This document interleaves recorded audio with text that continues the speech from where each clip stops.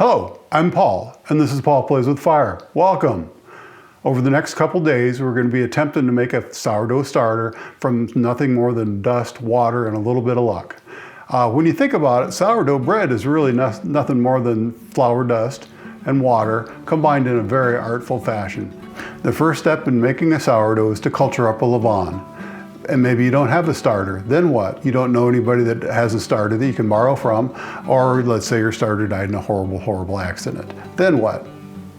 Sourdough relies on lactobacillus and other sour-loving yeasts. And those sour lactobacillus and the other yeasts are everywhere. They're on the wheat we use, they're on the bread we use, they're in the air, they're on us, they are everywhere.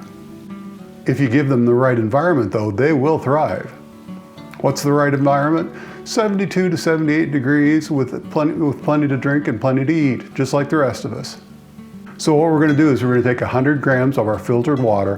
Always use filtered water for sourdough because tap water has chlorine in it. Chlorine will kill the lactobacillus, and we don't want that. So we use filtered water, which takes the chlorine out.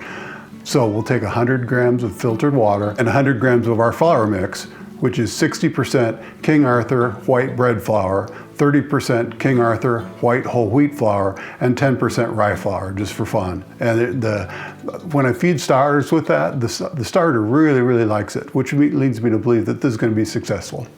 So after all that talk, let's get busy. Let's make some starter. We're just going to take 100 grams of water, filtered water, which isn't very much, and then 100 grams of our flour mix.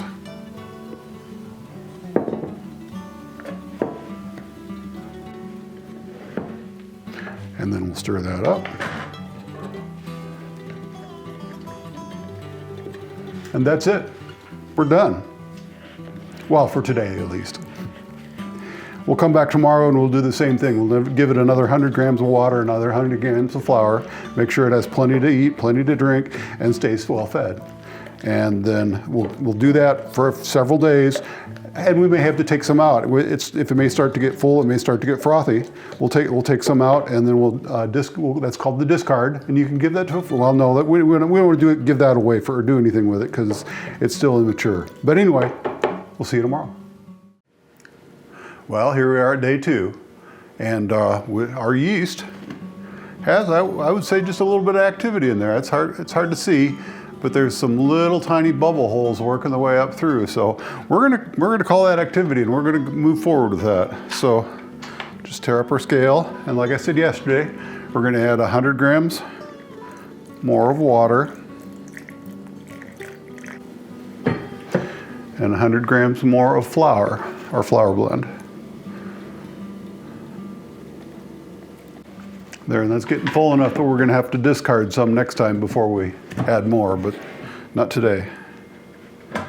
And then we'll just simply mix that up.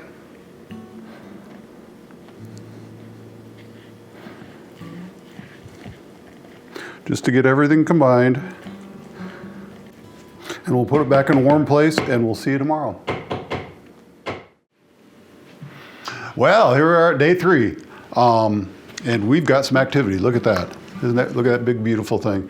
I made a mark where we started out the day yesterday. And a little tip here. I've been using my oven as a proofing box, I think is what they call it. It's kind of cold in the house right now. We keep it around 66 because we're cheap and fuel's expensive. But just by turning on the oven to preheat for 30 seconds is enough to raise the temperature in there for a little bit, and I've got a pizza stone in there, and so that also helps regulate the temperature and keep some heat in there. So I've been just leaving it in there at about 75, 78 degrees most of the time. And I really think that it does help it kick off. So anyway, when you look at the fermentation itself, oh, that is just perfect. That looks, it smells pretty good too. It smells really good. Yep, that smells like sourdough. So we're gonna have to discard some of this before we can feed it again. So we're gonna tear the scale here. Then we're just gonna take some out. Oh, and look at when I stir it, how the glutens are developing in there. That is very nice. Boy, that is a glutinous pile of dough. It's really, really got good structure, has very good structure. So we've taken 180 grams out. So we're gonna add 180 grams back in. We'll start with the water. Tear the scale. 90 grams of water. And 90 grams of our flour mix. Okay, we'll quit there. And we'll just stir that up. It should be the same spot. Since we took out the same amount as we added back, it should hit the same spot on the side of the container. We shall see. And we will see you tomorrow.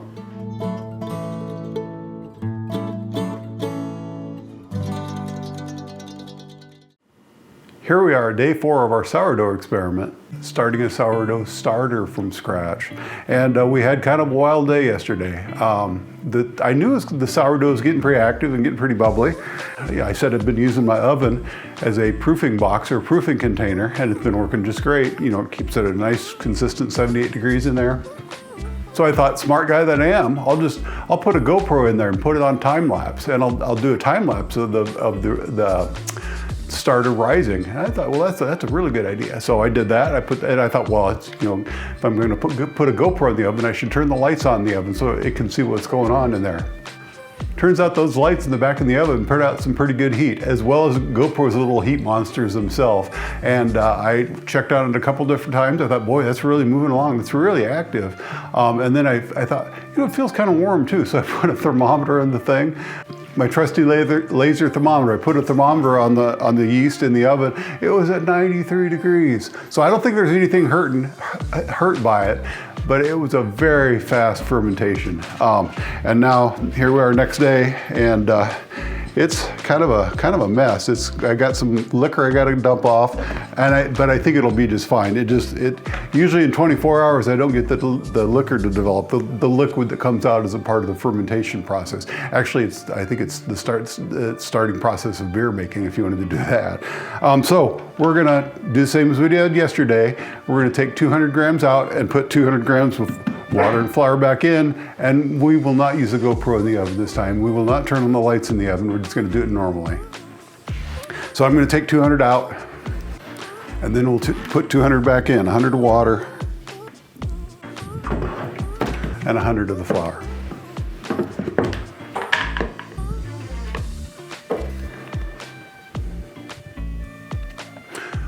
We need to learn from our mistakes. And I hope I didn't kill it, but if I did, well, there's nothing less but a little bit of flour and water. But I think we'll be fine. Okay, back to fermenting. See you tomorrow. Hey guys, we need to talk. It's been about 9 days since I last filmed the feeding of my sourdough starter, the one I was trying to start from scratch. As you might remember, we had kind of an overheating incident on the previous sourdough we started, and it didn't do very well. It smelled horrible. It smelled like feet and Parmesan cheese. Not the good kind either, bad Parmesan cheese. So anyway, I let it go and I started over from scratch. That was about 9 days ago. Ever since then, I've been feeding it once a day, with the exception of day before yesterday when I forgot and didn't feed it for a day. And that was, you know, I was seeing some activity every day, but not a lot of activity, certainly not doubling.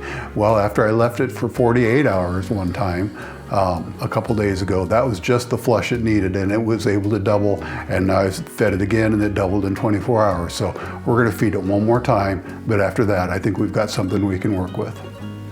So we're gonna go ahead and get started with the feeding process. Look at that, doesn't that look wonderful? And see how you can see on the jar, it got all the way up to there, so it more than doubled. And then it's fallen back some since then, but I'll show you what a healthy sourdough starter looks like. It's just all nice and gluteny. It's starting to break down a little bit, but it just means it needs to be fed. So we're gonna discard half of it. Okay, good enough.